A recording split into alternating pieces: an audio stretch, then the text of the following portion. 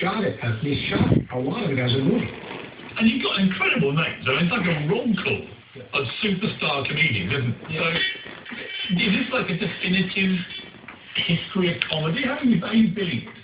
Well, I don't know if it's a definitive history of comedy, but it is... Or what makes people laugh? It's unique in the way in which the comedians talk about what they do. It's just something about it is just totally unique. There is no audience. There is no pressure. They're not on, but they're funny. Let's take a little watch. Let's have a little statistic. I have 28 on tape different stories.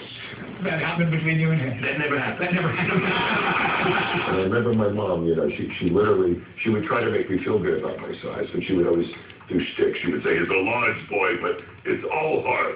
But when he came out of me, weatherwise, the chick cuckoo day.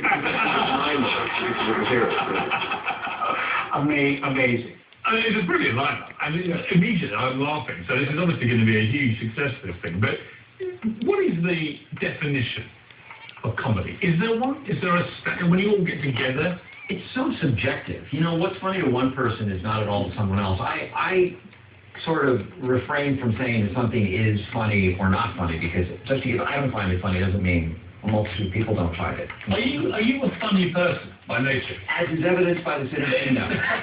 Clearly not.